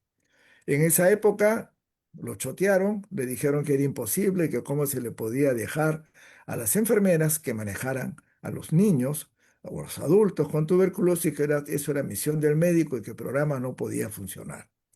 Terminó yendo al resto de hospitales de Lima, fue a los dispensarios, más Max Arias Schreiber, al centro de salud del RIMAC, donde se atendía y fueron construidos para tuberculosis, y el hombre se iba a ir del Perú sin poder haber logrado que se armara un programa de control de tuberculosis. El Hospital Cayetano Heredia se había fundado el 21 de julio del año 1968. Tuvo una marcha blanca que lo llevó a que recién abriera sus puertas en enero del 69. Estamos, por tanto, hablando de un hospital que recién comenzaba y fue el primer hospital docente que hubo en el Perú. Se firmaron convenios entre la Universidad Cayetano, una universidad nueva, y el Estado, y este se convirtió en el primer hospital docente. Entonces, llega el doctor Teixeira a despedirse de la gente donde él sentía que lo habían tratado mejor, pero que también no le habían aceptado el armar el programa. El director del hospital era un doctor López Silva, un salubrista muy famoso en su época. Ya todas las personas a las que voy a hablar, todas ya fallecieron. Y invitó al doctor Teixeira a una reunión en la que llama al doctor Augusto Yichu, el jefe de laboratorio, llama al neumólogo el doctor Raúl Mostajo y al doctor Hugo Oblitas. Entonces, lo que ocurrió fue, y cuento esto porque quiero que vean que en la vida las cosas son regalo, y no son creer que todo es blanco y negro, por favor, mis amigos. Es encontrarse con las personas adecuadas en el momento adecuado, como acá sucedió. Entonces se reunieron y les dijo el doctor Gilmairo, bueno, yo me voy del Perú desilusionado porque no he podido hacer nada y he venido a despedirme de ustedes porque ustedes han sido los más hospitalarios de todos. Y lo que más pena me da, les dijo ya a manera de broma, es que yo había apostado con mis amigos en Brasil y la gente de la OPS, la OMS, de que en el Perú ellos decían no iba a poder dejar un programa de tuberculosis. Y he perdido. Voy a tener que pagarles un almuerzo o una cena. Estos tres personajes se miraron entre ellos y como contaba muy graciosamente el doctor Augusto G., nos dio pena Gilmairio, nos miramos y dijimos, sale adelante el programa. Y lo que ellos hicieron fue una labor titánica. Tuvieron que organizar todo desde cero, evaluaron cómo estaba la cantidad de pacientes, cómo eran diagnosticados en el Hospital Cayetano, en la consulta externa, y les puedo contar que lo que sucedía en ese momento era que el diagnóstico era inadecuado. Aproximadamente la mitad de los pacientes que tenían diagnóstico, el diagnóstico era sin hacerle prueba de esputo.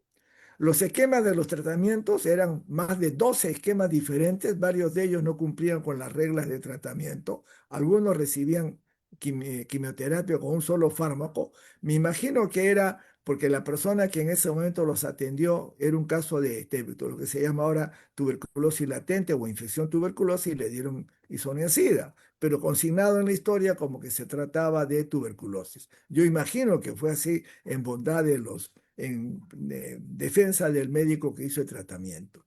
Lo cierto es que la cantidad de pacientes que al comienzo de los 70 diagnosticados en el consultorio externo de Cayetano cumplían el tratamiento, 41% abandonaban el tratamiento.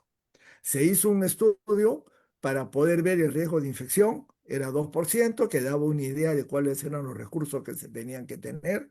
Se hizo un estudio de incidencia de tuberculosis, 250 por 100.000, para poder saber cuáles eran los recursos que ellos necesitaban para arrancar el programa. Se tomó a una enfermera, la señorita Rosa Ruiz, que armó las tarjetas que hemos tenido en el Perú, que como tú sabes, Heiner, tú has visto tarjetas en otras partes del mundo y las tarjetas peruanas son diferentes porque comenzaron en este hospital, el modelo Cayetano. Se armó todo el cuaderno de sintomáticos respiratorios, se armó el cuaderno para visitas domiciliarias, los esputos iban a ser solo analizados con vaciloscopía, no se iba a hacer cultivo porque no había dinero, y el tratamiento, razón por la cual muchos colegas no quisieron aceptar el programa en otros hospitales, era el más barato, estreptomicina, isoniazida, tiacetasona, aunque ya había rifampicina, no se inició con rifampicina. Arrancó el programa en enero del año 1972. Yo evalué, la primera evaluación operacional que se hace en el Perú de pacientes de un programa es la del programa piloto de Cayetano desde el 72 al 79, 605 pacientes.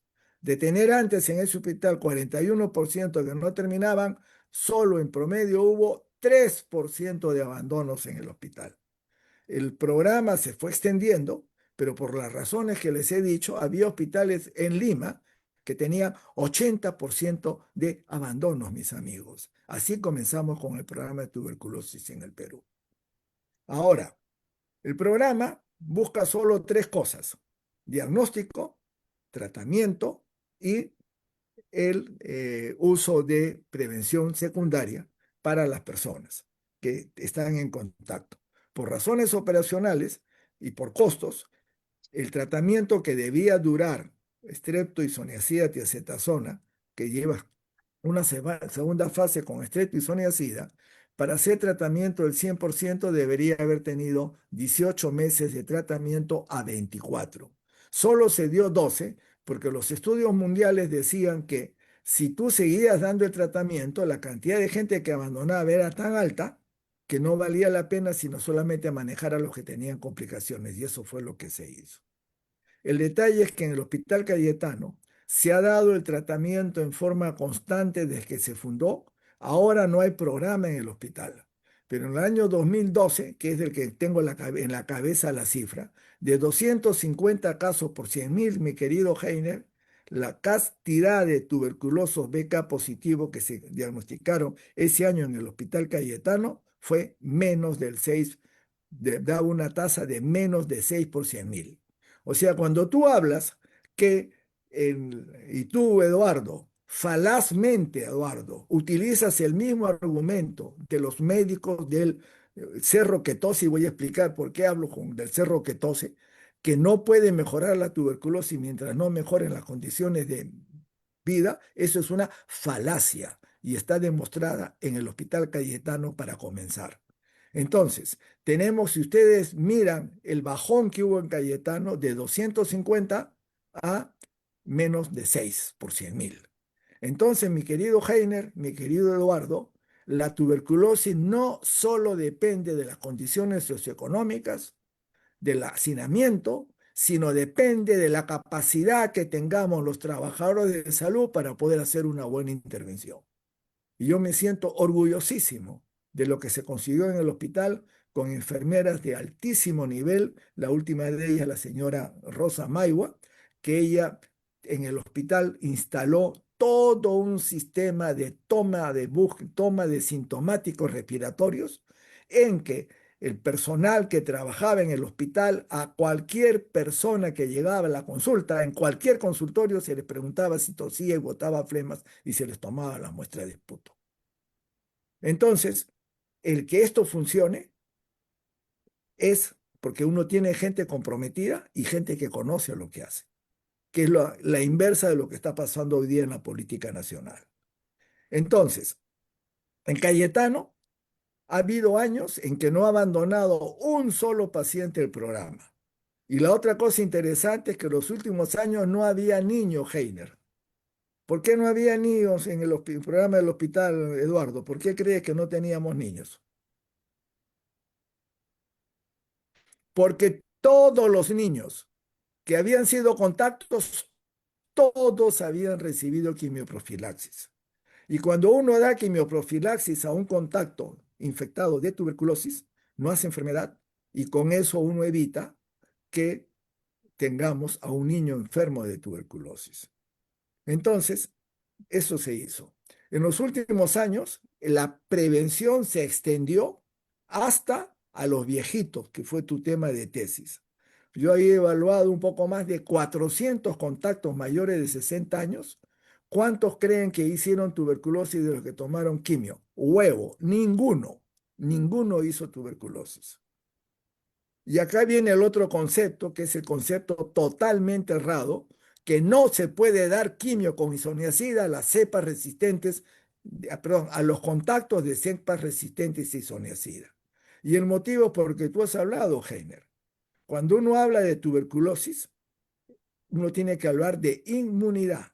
Y si tú tienes una persona con la inmunidad normal y con tuberculosis y tiene cepas resistentes, todas las personas que tienen bacilos positivos, así me crezca a mí, me salga la prueba de sensibilidad sensible, van a tener algún bacilo que es resistente. Eso lo saben los dos, porque es la polirresistencia que tienen, y por eso el método de diagnóstico de tuberculosis para decir que es resistente es cuando tiene más de 2% de, de positividad, la cantidad de cepas que yo tengo en un tubo comparado con un tubo donde se puso el antibiótico. Tengo yo más de 2%, el método de las proporciones, y yo digo que es resistente.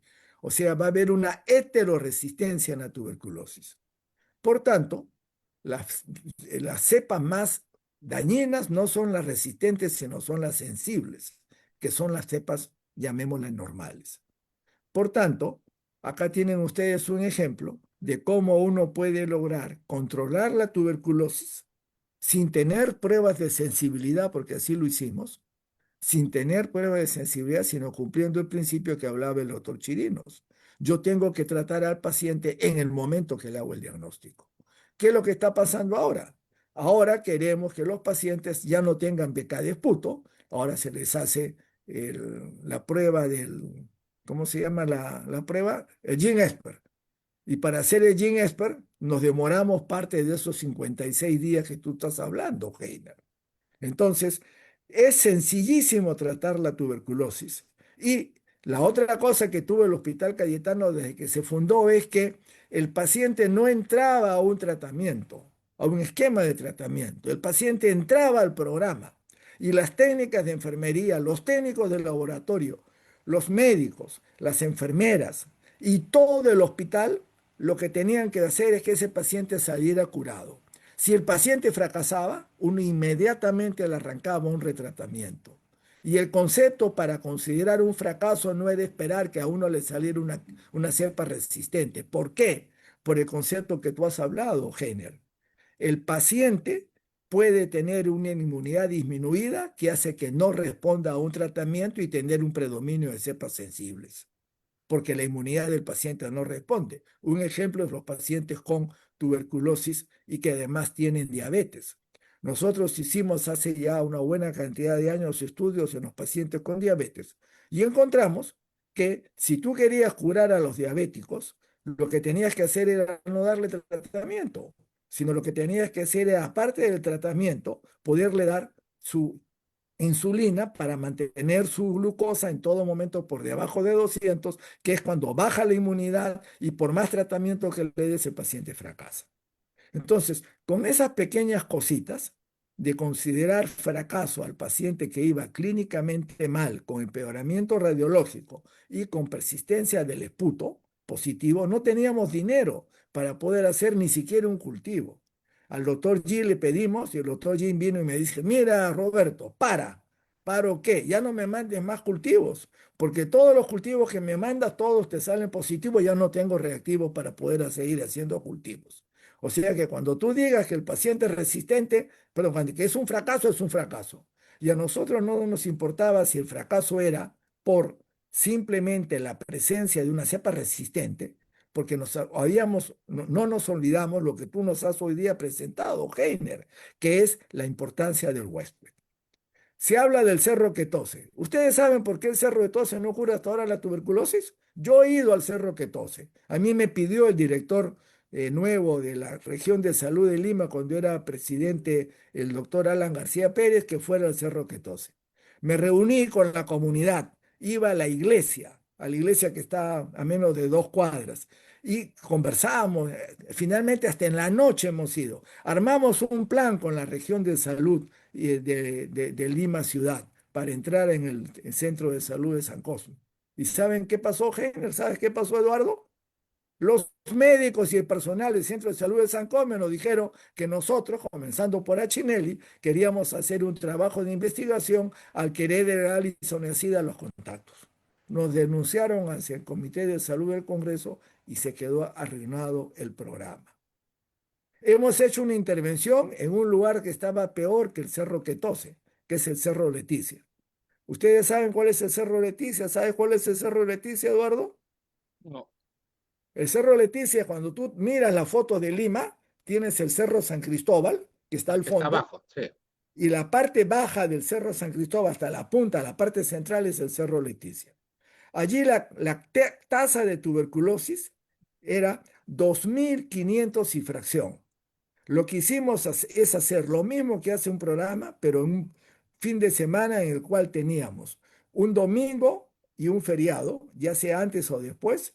Se cerró todo el cerro con voluntarios de la comunidad. Acá la que tuvo un papel preponderante fue la doctora Rosa García, que ella vivía en el cerro por razones de fe y tenía un programa de tuberculosis paralelo al programa de tuberculosis abajo de Piedralíza que funcionaba terriblemente mal. Y eso se arregló el año 84 cuando yo me hice cargo del programa y cambiamos a la técnica de enfermería, que era una mujer blanquita que se pintaba de rubio y que hacía lo que quería con el programa y que decía que los días jueves iba al hospital y nunca iba.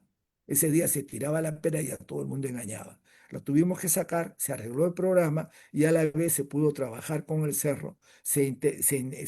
Entró, había un médico internista que había sido mi compañero en la Vía Real que asumió el programa, se entró al cerro y lo que se hizo fue colocarle PPD a todos, se leía a las 24, perdón, a las 48 o 72 horas y además de eso se hizo muestra de esputo a todos los sintomáticos. El PPD se les ponía a los que eran contactos y a los que tenían PPD positivo o eran contactos se les tomó radiografía. ¿Saben cuánto bajó la tasa de tuberculosis con esa intervención? 78%. A la vuelta queda un centro de salud donde había una zona que era Providencia, donde la tasa era mayor que la del Cerro San Cosme, se bajó la tasa a 80%.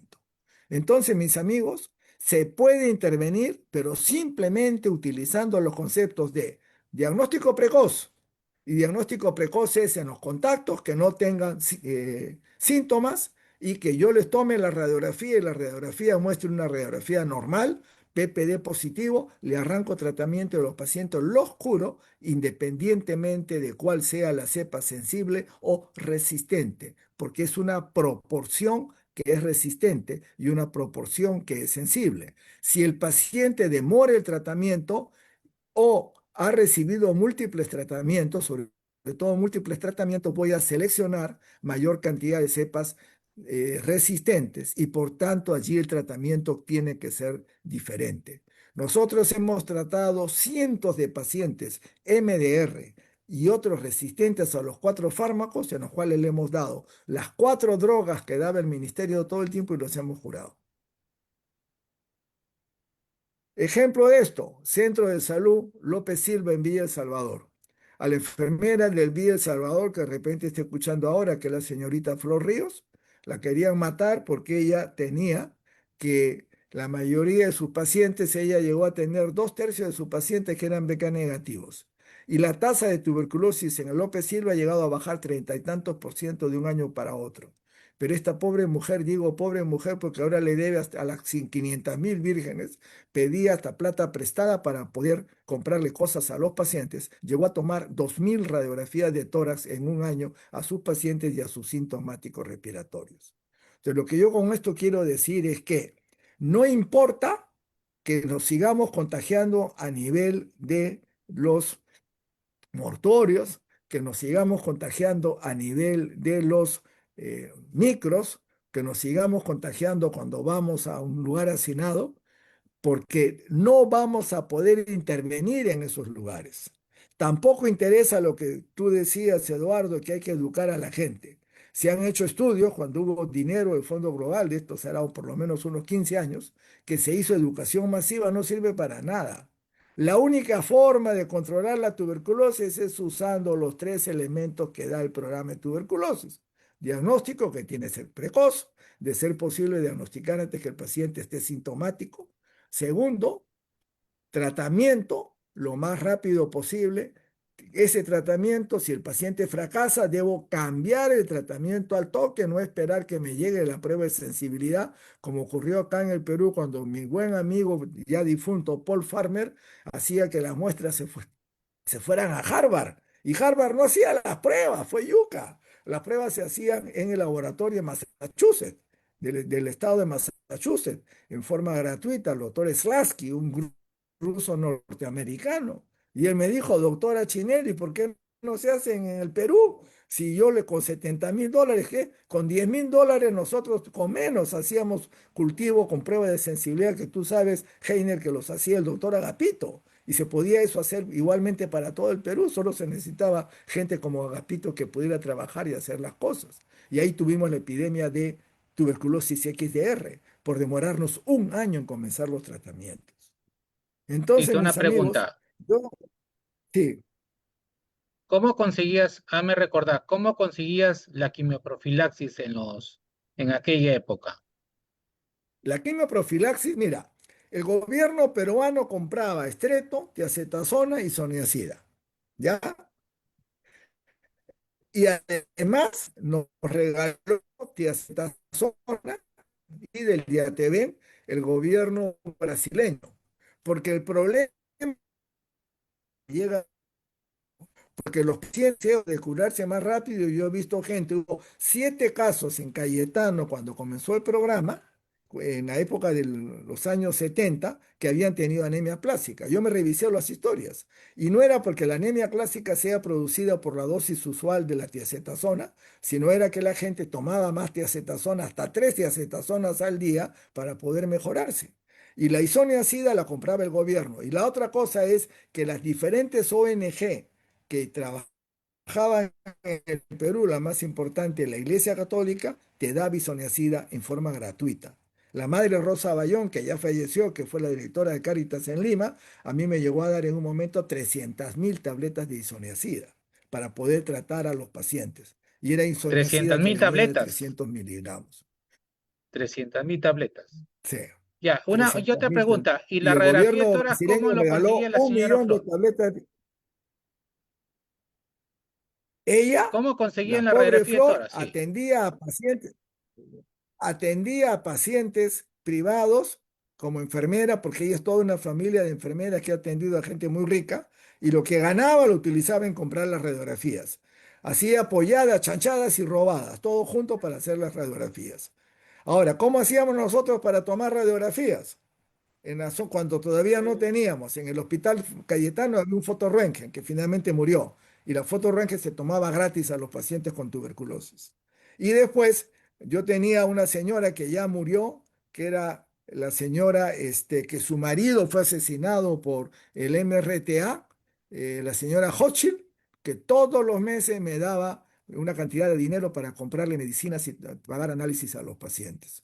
Entonces, Chineri, hay otros que rentabilizando. tienen unas preguntas ahí que están Ya, con la entonces mano yo acá Sí, levantada. termino simplemente para decir que lo que tú has mencionado, mi querido Heiner, de la parte del huésped es importantísima. Y la parte del huésped significa que no puedes estar esperando un cultivo pensando que todo es simplemente prueba de sensibilidad. Y termino diciéndote esto. 2 cosas quiero terminar. Una es, nosotros tuvimos la ocasión de atender a un paciente que tenía una lesión mínima, BK negativo, contacto, se le arrancó tratamiento, el hombre no fue bien, la, la lesión aumentó, se le cambió de tratamiento, el hombre no fue bien, y a pesar que tomaba el tratamiento y no hacía trampa, el hombre se fue deteriorando. Y yo me acuerdo que les dije a la gente que venía a la consulta los días jueves, les dije, este señor es el primero que he visto en mi vida que estoy seguro que se nos va a morir porque no tiene capacidad de defensa contra la tuberculosis. Y como tú sabes, Heiner, hasta hace algunos años había 2 casos descritos que no tenían genes que lograran montar cuando hacían enfermedad tuberculosa una buena respuesta y se morían estas personas. Y yo tuve ocasión de ver uno que es lo que tú has mencionado. La otra cosa que quiero mencionar es que en la altura está demostrado en todas partes que hay menos tuberculosis que a nivel del mar. Y la altura ha sido una forma de tratamiento en Europa, en Estados Unidos, por eso que Denver tuvo el hospital más importante para el tratamiento de la tuberculosis, el National Jewish Center, y acá en el Perú, nosotros hemos sido el primer lugar del mundo donde se trataba la tuberculosis con la altura. Pero como siempre ocurre, nosotros no publicamos, y el primero que publicó alrededor de los años 60, del 1860 y tanto, 70 y tanto, fue un norteamericano que trabajaba en Lima, pero él afirmaba que la gente de acá se iba a Jauja y se iba a Tarma para poder curarse la tuberculosis. Y el primer caso descrito de curación de tuberculosis en altura es uno de los incas que se curó en Jauja y desde ahí Jauja se hizo famosa como un centro de tratamiento de la tuberculosis.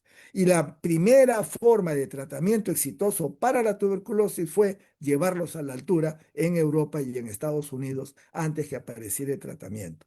Así que mi querido Heiner, ahí tenemos todo un punto para trabajar y para investigar que es por qué en Puno hay más casos de tuberculosis. Y acá les debo comentar lo siguiente. Yo he estado en Cerro de Pasco y cuando he ido a Cerro de Pasco a conversar con la enfermera, La mayoría de casos de tuberculosis en Cerro de Pasco, que casi no hay, son de personas que no fueron diagnosticados en Cerro de Pasco, sino naturales de cerro, que se hicieron la tuberculosis en la zona baja y regresaron a donde estaban sus familiares para recibir el tratamiento. Entonces, la Y, estadística mundial demuestra, hay multitud de estudios, que la altura protege la tuberculosis. Lo que está pasando en Puno es un punto interesante para poder estudiarlo. Y disculpen que me haya excedido, pero quería comentar esto, porque lo que tú has presentado hoy día, que es importantísimo y que no estamos haciendo, es, por favor, no nos demoremos en dar el tratamiento porque el bacilo es muy vivo, tiene unos mecanismos elusivos que bloquean la respuesta inmune del paciente. El doctor Germán Tito, Gastón Erwin Castillo. un Sí, último comentario, si me permites, para terminar. dime. ¿Aló? Sí, Mira, di. realmente los éxitos terapéuticos, Tito, que tú has presentado, aunque notables, se dan en un contexto de gestión de recursos extraordinarios que tú mismo conseguías, o mayormente uno podía conseguir. En una Lima de 13 millones de habitantes, Tito, ese modelo de gestión por excepción es estadísticamente inalcanzable. Y en mi opinión, afirmar que la pobreza no influye es una falacia metodológica. El éxito clínico no fue a pesar de la pobreza, Tito, sino que porque pudiste, y eso es loable en ti, compensar artificialmente la pobreza material de los pacientes con recursos externos que tú mismo conseguías. En el siglo XXI, Tito, la salud pública exige que la tecnología y el tratamiento sean un derecho estructural, no el resultado de una gestión personal. Por tanto, pienso que el determinante social sigue siendo la variable que define la curva de los DALI a nivel nacional. Lo expuesto por Heiner confirma efectivamente que esas determinantes que existen en una pobreza influyen para que el bicho se haga cada vez más resistente. Nada Puedo, más. mira, lo que dices, te digo que es falso. Para eso tienes que revisar las estadísticas nacionales. A mediados de los años 90, antes que el Perú cambiara sus reglas que teníamos para seguir las reglas que dio la Organización Mundial de la Salud, que llevó a dar monoterapia a los pacientes que fracasaban y generó la epidemia de MDR, la tasa de tuberculosis en el Perú bajó 18-19% un año, en todo el país, querido amigo, en todo el país. Y en ese momento teníamos tratamiento completo y teníamos además retratamiento para los pacientes. Hoy día tenemos todo para hacerlo, pero lo que nos está faltando es la decisión personal y de grupo. En ese momento, el haber logrado el bajón más grande en la historia del mundo en las tasas de tuberculosis ha sido en el Perú, mis amigos. Y de ahí la tasa de tuberculosis se ha ido para arriba, como ha ocurrido en el último año, o no baja. Y fundamentalmente es no porque no tengamos recursos, porque ahora estamos gastando una millonada de dinero, tenemos medicamentos de segunda línea, es lo que yo le agradezco a Heiner, que nos ha presentado maravillosamente bien, es porque nos olvidamos que la tuberculosis es el hospedero y el agente. ¿Ok? Y si tú te preocupas de la gente tratando de identificar a qué es sensible, a qué es resistente, el pobre huésped se deteriora y le des el mejor tratamiento del mundo, como tú has mencionado, Eduardo, el paciente no mejora. Entonces, lo que tenemos que hacer es, a diferencia de lo que criticamos, que es criticar a nuestros políticos que no hacen, que no dan nada, nosotros lo que tenemos que hacer es trabajar. Y los peruanos que trabajamos en salud siempre lo hemos hecho y lo haremos bien. Y lo que están ahora, comenzando por mi amiga Antonieta, lo están haciendo mucho mejor que lo que yo pude en algún momento hacer.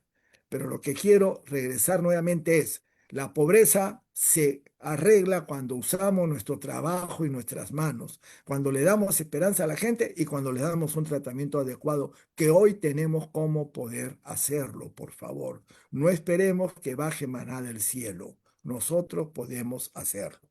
Así que esa data que yo te he presentado, Eduardo, del Perú, puedes tú revisarla. Esa data es peruana, es hecha por nosotros y es el trabajo de todos los peruanos. El Perú fue considerado el mejor programa de tuberculosis del mundo por eso. ¿Y cómo es posible que el mejor programa de tuberculosis del mundo no pueda bajar las tasas? Y no es porque las tasas no las pueda bajar porque el programa es malo, es porque el enfoque metodológico de esperar para dar tratamiento que estamos haciendo hoy día hace que el paciente llegue deteriorado al momento que tienes que darle tratamiento. Tú, Heiner, has encontrado promedio 56 días, ¿no es cierto? Y había algunos que tenían más de 200 días, casi un año. Tratar esos pacientes, mis amigos, ahora que hubo la pandemia, esos pacientes que llegan desnutridos con tuberculosis generalizada, meningoencefalitis, vomitando todo, uno tiene que ponerles alimentación endovenosa, tiene que dar los medicamentos por vía endovenosa que son carísimos. Además de eso, tiene que dar pulsos de corticoides para la inflamación severa, etc., etc., etc. Es. Es terrible el tratamiento, cuesta una millonada. Simplemente por habernos demorado en el momento de la pandemia era pensable, pero lo que tú estás refiriendo que hoy día está pasando, simplemente seamos un poco más rápidos, pues confiemos en las enfermeras, en las técnicas.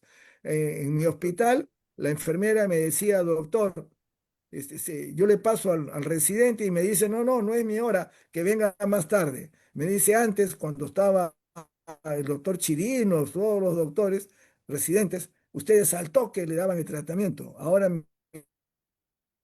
queridos amigos, en toda parte, comenzando por mi hospital, no digo que todos, ¿ah? Esta enfermera me daba la queja de uno o dos de los residentes que decía, no, no, no, y lo único que tenía que hacer con el PK positivo es poner tuberculosis, ingresa a tratamiento, firmar y que se vaya a su centro de salud. 3, 4 horas esperando por eso. Que los pacientes se van. Y si el paciente se van, ¿cierto, Heiner? 200 días.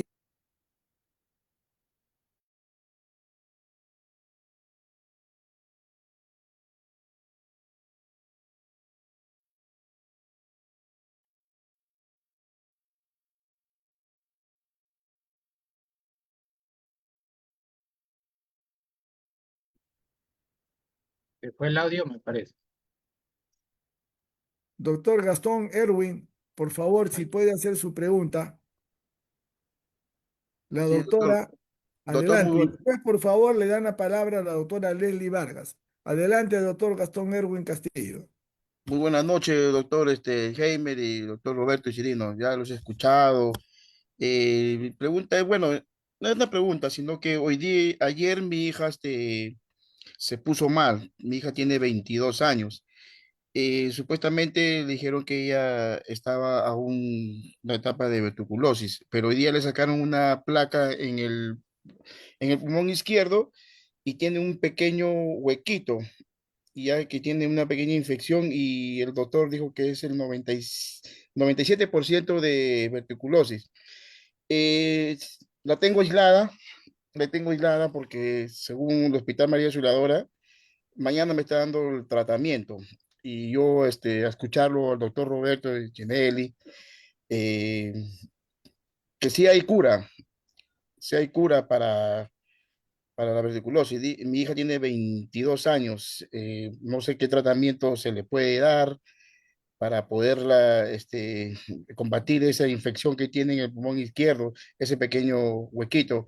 ¿Qué me puede decir doctor Heiner o doctor Chinelli? Heiner, tú eres acá el. En las manos de la parte un poco más clínica y experiencia para este caso, ¿no? Ok, entonces yo le respondo. Mire, mi amigo, primera pregunta. ¿Su hija ha bajado de peso o su peso está normal? Está normal, doctor Chinelli, está Entonces, normal. mire, lo que usted tiene que hacer, primera cosa, no tiene que aislarla, porque el tratamiento produce aislamiento químico. Si usted le da tratamiento a su hija, que va a ser a partir de mañana, ya no va a contagiar, ¿ya? ¿Entendió?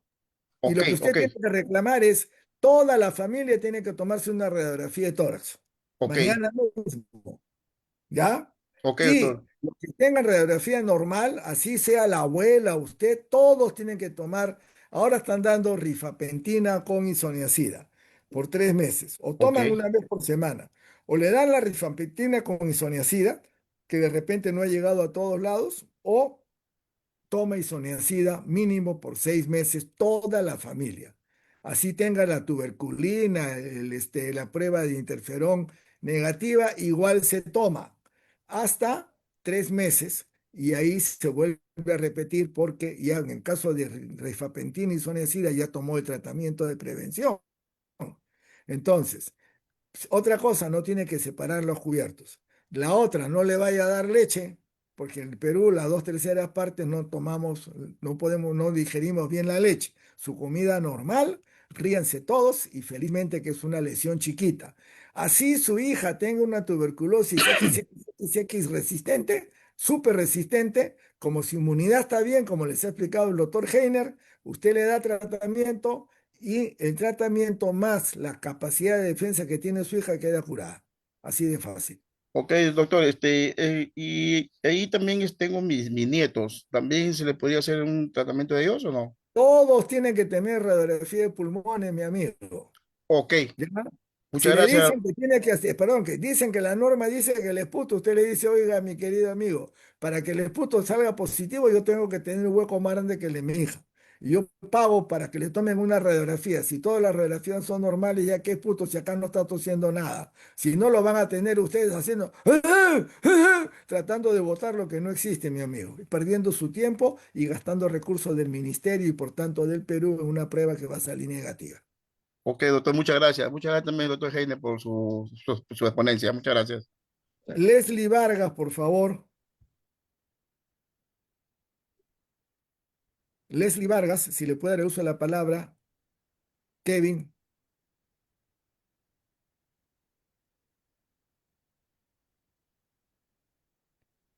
Leslie Vargas.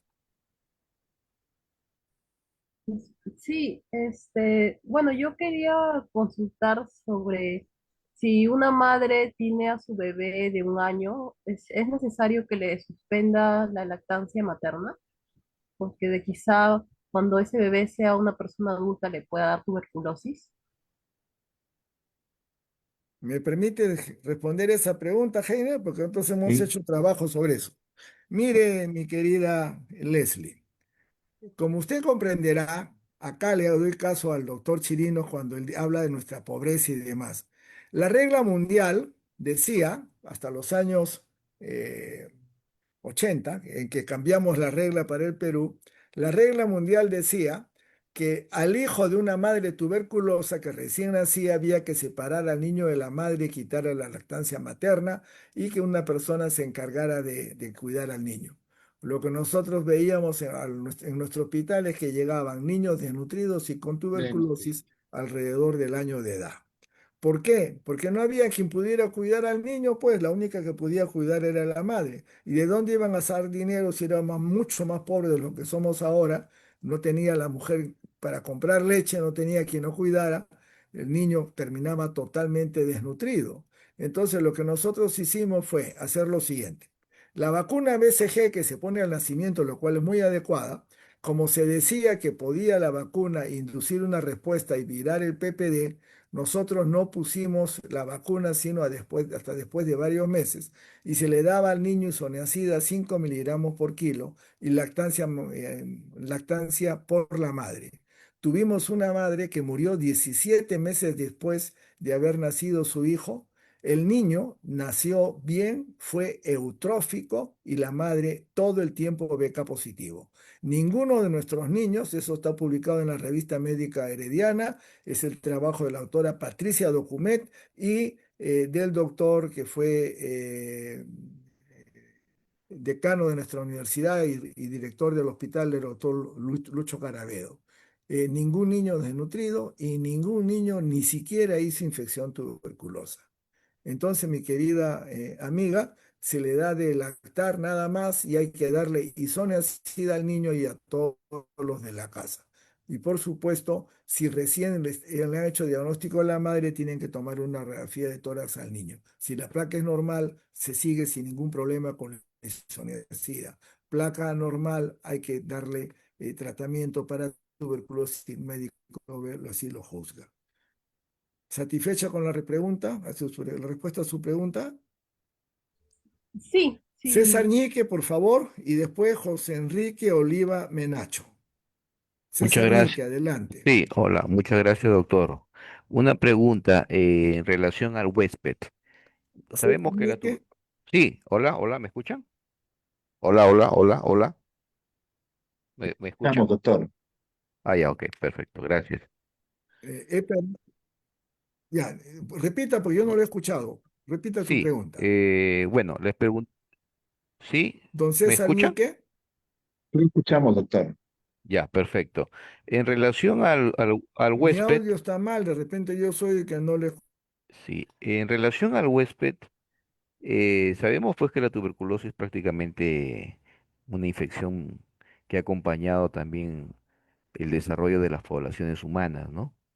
Pero actualmente vemos que las mayores incidencias están en países asiáticos, en Sudamérica también como Perú. Desde el punto de vista del genoma, ¿no? Del interesante en las publicaciones que ha presentado el doctor Jenner en relación al genoma humano, ¿habrá algunas variantes que compartimos con estas poblaciones donde la incidencia es alta o está por descubrirse? Es un trabajo, digamos, que pertenece al ámbito de cada país, descubrir sus propias variantes, incluirlas en estas bases de datos que ha explicado el doctor. Falta más investigación o comunicación al ni respecto su- para que la personal de puede salud pueda volver a hacer la enterarse de esta pregunta, por favor, que información. le hemos perdido. Doctor Ñique, mire, cuando se estudia la migración humana, ¿no? Siguiendo el patrón más conocido como es Europa, Estrecho de Bering y poblamiento de Latinoamérica, se ha encontrado que en ese camino, en esa migración, muchos lugares, cavernas, donde se han estudiado y se ha encontrado que probablemente muchas de esas comunidades murieron con tuberculosis. ¿Ok? Entonces, los que han continuado migrando son dos personas, unos que los que no se infectaron y otros que tenían una resistencia, lograron manejar la infección y siguieron el camino migratorio.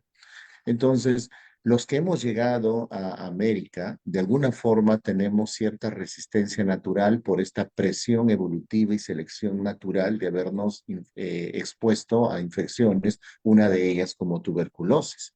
Y esa es la población ancestral de la cual nosotros tenemos aquí en América Latina.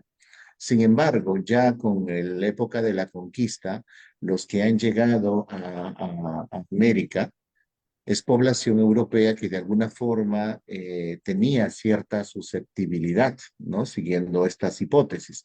Entonces, los mestizos de actualmente tenemos dos dos expresiones genéticas. Por una parte, la expresión genética que nos protegería y que ha sido ganada a través de los años durante este fenómeno migratorio y selección natural, y por otro lado, las variaciones genéticas de los que llegaron a América Latina de una población que se quedó por razones que su organismo no manejó muy bien la tuberculosis. Entonces, somos productos de esas dos variantes genéticas.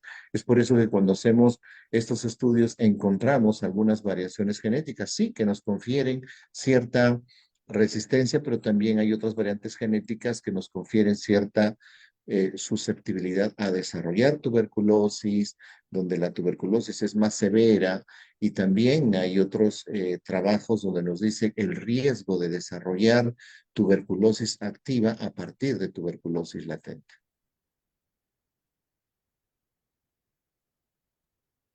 Gracias, doctor Guillo. No tiene por qué, doctor. Si hubiera alguna otra pregunta, estamos creo que ya fuera de la hora del tiempo. Ok, muchísimas gracias por su atención y por toda la dinámica y las experiencias de ambos doctores, Chirinos y Achinelli. Doctora Achinelli, le cedo la palabra para el cierre de la conferencia. Bueno, Doctor Roberto, buenas noches. Sí, buenas noches. Creo que el doctor Roberto tuvo problemas con su internet. Igual, doctor, Perfecto. muchas gracias por esta noche.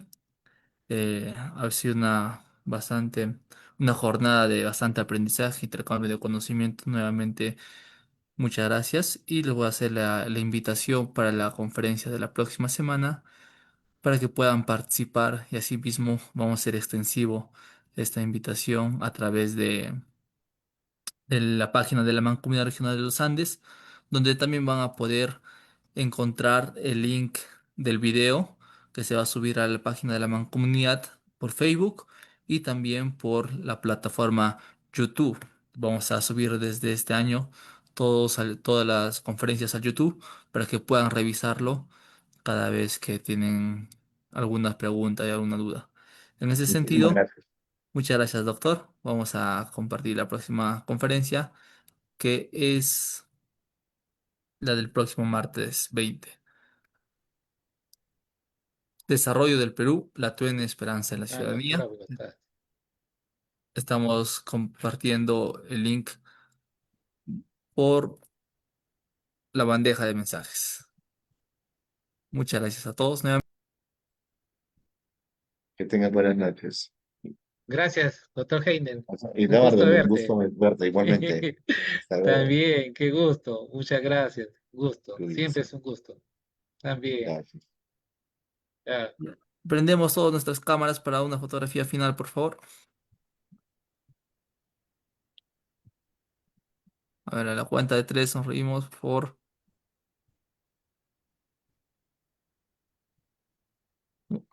Nuevamente, muchas gracias a todos. Hasta luego. Hasta mañana. Hasta mañana.